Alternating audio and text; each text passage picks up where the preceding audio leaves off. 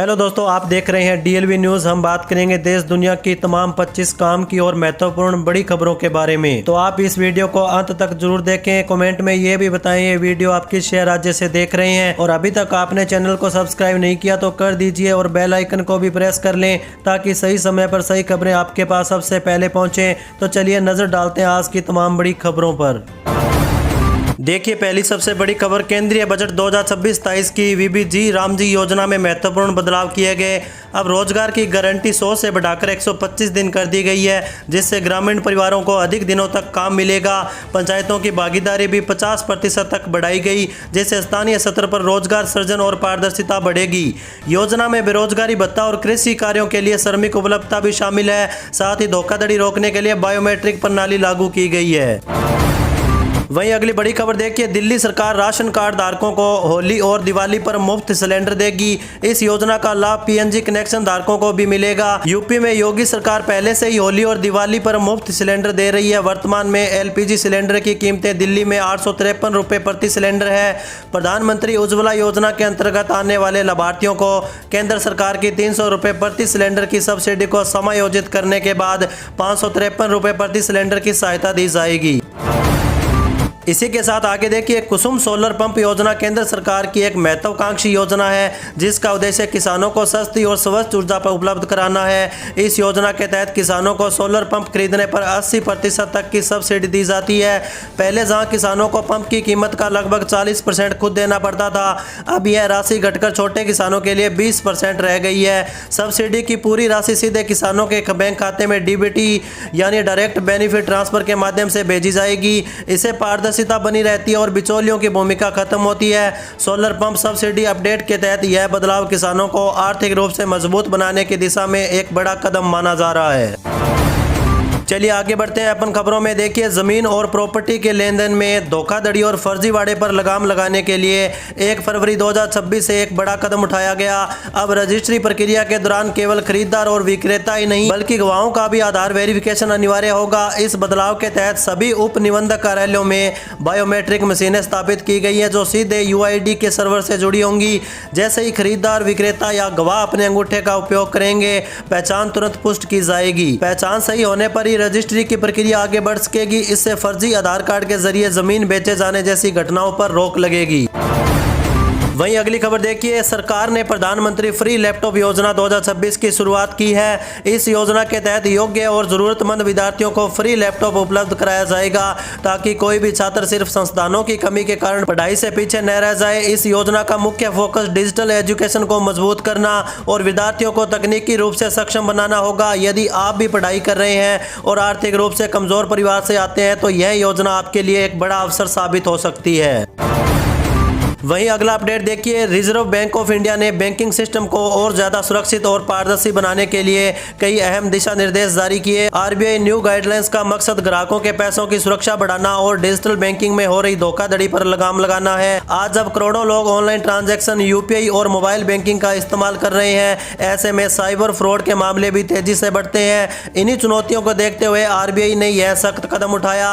ये नए नियम सिर्फ सेविंग अकाउंट धारकों तक सीमित नहीं बल्कि लोन लेने वाले, डिजिटल पेमेंट यूजर और वरिष्ठ नागरिकों समेत सभी बैंक ग्राहकों को प्रभावित करेंगे। आरबीआई न्यू गाइडलाइंस के लागू होने के बाद बैंकों की जिम्मेदारी बढ़ेगी और ग्राहकों को भी कुछ नई प्रक्रियाओं का पालन करना होगा। चलिए अगली खबर देखिए, देश भर के मजदूरों के लिए सरकार की तरफ से एक बड़ी राहत भरी खबर सामने आई। सरकार ने न्यूनतम मजदूरी यानी कि मिनिमम वेजेस में बढ़ोतरी करने का फैसला लिया, जिससे लाखों श्रमिकों की आय में सीधा फायदा होगा। बढ़ती महंगाई और रोजमर्रा के खर्चों को देखते हुए यह कदम बेहद अहम माना जा रहा है। लंबे समय से मजदूर संगठनों द्वारा वेतन बढ़ाने की मांग भी की जा रही थी, जिसे अब सरकार ने गंभीरता से लिया। नई दरें लागू होने के बाद मजदूरों की आर्थिक स्थिति बेहतर होने की उम्मीद है और वे अपने परिवार की जरूरतों को पहले से ज्यादा आसानी से पूरा कर पाएंगे। वहीं देखिए दोस्तों, मुख्यमंत्री हेमंत सोरेन की यात्रा के बाद झारखंड वैश्विक औद्योगिक मानचित्र पर उभरा। राज्य ग्रीन स्टील और अत्याधुनिक मैन्युफैक्चरिंग का केंद्र बना। टाटा स्टील और नवीन जिंदल समूह सहित कई कंपनियों ने 1,27,000 करोड़ के निवेश का आशय पत्र सौंपा, जिससे 46,555 से अधिक प्रत्यक्ष रोजगार सर्जित होंगे। यह निवेश झारखंड को कच्चे माल के स्रोत से उच्च गुणवत्ता वाले उत्पादों और क्लीन एनर्जी के वैश्विक केंद्र में बदलेगा, जिससे जीरो कार्बन लक्ष्यों पर जोर होगा। इसी के साथ आगे बढ़ते हैं अपन खबरों में। देखिए, राजस्थान सरकार ने मुख्यमंत्री वर्क फ्रॉम होम योजना 2026 शुरू की। इस योजना के तहत महिलाएं अपने घर से ही काम करके मासिक 25,700 तक की आमदनी कर सकती है। योजना का मुख्य उद्देश्य महिलाओं को आर्थिक रूप से सशक्त बनाना और घर बैठे रोजगार के अवसर प्रदान करना होगा। इस योजना से महिलाएं अपनी योग्यता और रुचि के अनुसार ऑनलाइन और ऑफलाइन काम कर सकती हैं। आवेदन प्रक्रिया पूरी तरह डिजिटल और पारदर्शी होगा, जिससे किसी भी महिला को परेशानी का सामना नहीं करना पड़ेगा। योजना में शामिल होकर महिलाएं सरकारी विभागों, निजी कंपनियों और विभिन्न संस्थानों से जुड़ सकती हैं और अपने कौशल का सही उपयोग करके आत्मनिर्भर बन सकती है। इस योजना से जुड़ने के लिए आवेदन की अंतिम तिथि निर्धारित की गई है, इसलिए इच्छुक महिलाएं समय रहते फॉर्म भर सकती है।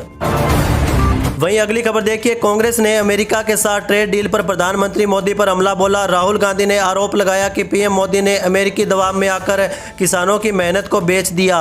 उन्होंने एप्स्टीन खुलासों और अदानी मामले को पीएम के दबाव का कारण बताया। राहुल गांधी ने कहा कि पीएम मोदी समझौताग्रस्त है और उन्होंने देश को बेच दिया है, इसलिए उन्हें संसद में बोलने नहीं दिया जाता। चलिए आगे बढ़ते हैं अपन खबरों में। देखिए, दिल्ली सरकार अगले वित्त वर्ष में सड़कों के सुधार पर 1200 करोड़ रुपए खर्च करेगी, जिससे 600 किलोमीटर नई सड़कें बनेगी। लोक निर्माण मंत्री प्रवेश वर्मा ने बताया, केंद्रीय बजट में शहरी ढांचागत विकास पर जोर है, जिसका दिल्ली लाभ उठाएगी। केंद्र से 1200 करोड़ की सहायता राशि प्राप्त करने के प्रयास किए जाएंगे। उन्होंने केंद्र दिल्ली समन्वय और भारत की बढ़ती आर्थिक शक्ति पर भी प्रकाश डाला। वहीं अगला अपडेट देखिए, हरियाणा सरकार ने श्रमिकों के लिए 29 सेवाओं को सेवा का अधिकार अधिनियम में शामिल किया। अब श्रमिकों को शिक्षा, विवाह और अन्य सरकारी सहायता के लिए कार्यालयों के चक्कर नहीं लगाने पड़ेंगे। बेटे बेटियों की पढ़ाई, शादी और श्रमिक की मृत्यु के बाद आश्रितों को निर्धारित समय सीमा में वित्तीय सहायता मिलेगी। श्रम कल्याण अधिकारियों से लेकर श्रम आयुक्त तक की जवाबदेही तय की गई है, जिससे समय पर सहायता सुनिश्चित होगी। इसी के साथ आगे बढ़ते हैं अपन खबरों में। देखिए, मुख्यमंत्री मोहन यादव ने आगामी राज्य बजट से पहले पेट्रोल डीजल पर वेट कम करने के संकेत दिए। उन्होंने ग्रीन एनर्जी को बढ़ावा देने और वित्तीय तरलता के लिए आय स्रोतों को बनाए रखने की बात कही। मुख्यमंत्री ने जीडीपी बढ़ाने, छोटे शहरों को आर्थिक केंद्र बनाने और रोजगार सृजन पर जोर दिया। बजट में महिला छात्रावास और स्वास्थ्य पेशेवरों के प्रशिक्षण का भी लक्ष्य रखा। वहीं अगली बड़ी खबर देखिए, सोने और चांदी की कीमतों में पिछले 3 दिनों से जारी क्रैश पर आखिरकार ब्रेक लगा। सोना और चांदी दोनों में मजबूत खरीदारी देखने को मिल रही है, जिसकी वजह से एमसीएक्स पर सोना और चांदी दोनों के भाव एक बार फिर से तेज रफ्तार पकड़ते हुए नजर आए। 4 फरवरी को सोने के भाव 3% से अधिक तो चांदी के भाव 5% से अधिक बढ़े। हालांकि आज एमसीएक्स पर आई ताजा रिकवरी के बावजूद 29 जनवरी के रिकॉर्ड हाई के मुकाबले आज सोना और चांदी काफी सस्ते मिल रहे हैं। निवेशकों के पास सस्ते में खरीदारी का मौका बना हुआ है। चलिए आगे बढ़ते हैं अपन खबरों में। देखिए, महिलाओं को आत्मनिर्भर बनाने और स्वरोजगार को बढ़ावा देने के उद्देश्य से सरकार समय समय पर कई योजनाएं चलाती है। इन्हीं योजनाओं में से एक है फ्री सिलाई मशीन योजना 2026, जिसे कई लोग फ्री सिलाई मशीन योजना 2026 ऑनलाइन अप्लाई के नाम से भी खोजते हैं। यह योजना खास तौर पर उन महिलाओं के लिए शुरू की गई है जो सिलाई का काम जानती है या सीख कर घर बैठे कमाई करना चाहती है। इस योजना के अंतर्गत पात्र महिलाओं को निःशुल्क सिलाई मशीन प्रदान की जाती है, जिससे वे अपना छोटा व्यवसाय शुरू कर सके और आर्थिक रूप से मजबूत बन सके। वहीं अगली बड़ी खबर देखिए, अमेरिकी राष्ट्रपति डोनाल्ड ट्रंप ने भारत पर टैरिफ 25% से घटाकर 18% करने की घोषणा की है। साथ ही भारत के साथ एक व्यापार समझौते का दावा किया। इस डील के तहत भारत अमेरिकी सामानों पर टैरिफ शून्य करेगा और अमेरिका से अधिक तेल खरीदेगा। प्रधानमंत्री मोदी ने भी टैरिफ कटौती की पुष्टि करते हुए ट्रंप को धन्यवाद दिया और दोनों देशों के बीच मजबूत साझेदारी पर जोर दिया। ट्रंप ने मोदी की प्रशंसा करते हुए यह समझौता उनके अनुरोध पर हुआ था।